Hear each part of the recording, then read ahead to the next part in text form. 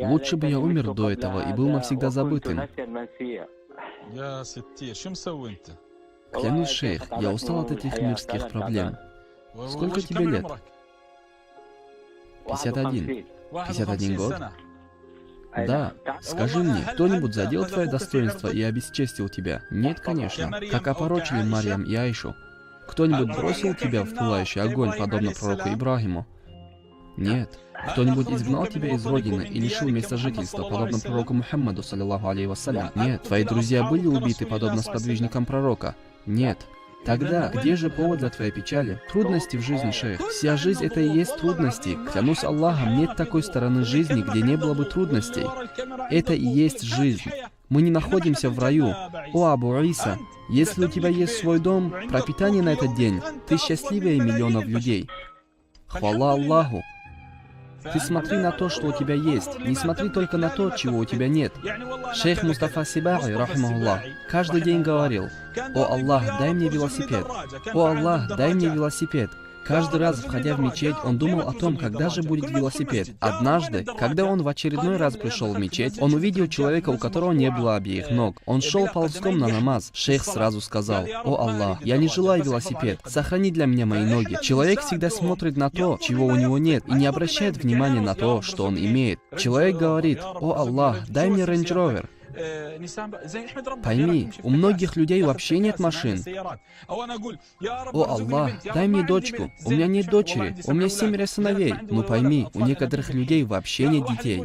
О Аллах, надели меня зрением. У меня плохое зрение. Но есть парализованные люди, люди, которые находятся без сознания более 10 или 15 лет. Смотри на то, что ты имеешь, и не смотри на то, чего у тебя нет. Да, у нас нет многого, но то, что мы имеем, еще больше этого. У меня есть родственник, который очищает кровь путем диализа. У него больные почки. Я сегодня не чувствую, какое же это благо иметь здоровые почки. Теперь представь, день он отдыхает, а другой день делает диализ. В течение 4 часов он сидит в больнице. Тот день, когда ему делают диализ, нельзя отнести к его жизни.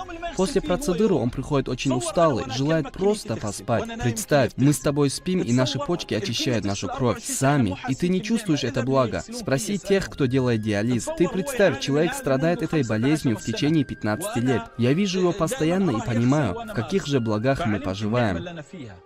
Ты посмотри на проблемы других, и ты поймешь, что Аллах милостив к тебе.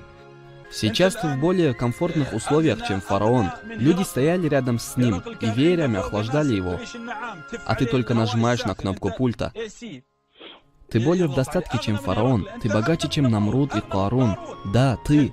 И мы не чувствуем это. У тебя есть холодильник, а посланник Аллаха, саллиллаху алейхи вассаляма, вышел из дома голодным и привязывал камень к своему животу. Не было у него пропитания. Ты богаче, чем посланник Аллаха. У нас нет вообще никаких проблем. Нас сегодня беспокоит недовольство тем, что мы имеем. И только. Самая большая проблема, которая в наших сердцах, это отсутствие довольства тем, что Аллах наделил нас. Мы сейчас очень хорошо живем. Скажи хвала Аллаху. Мы пребываем в безопасности. Нас не лишают крова. Нет взрывов, разрушения и массового убийства. Да, шейх, это просто жизненные проблемы. Да, эти жизненные проблемы в один день они 100% поглощают тебя, а в другой день их вообще нет.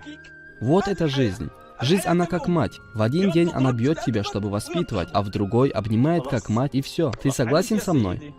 Да, это школа жизни. Я прошу Аллаха милости, милосердия.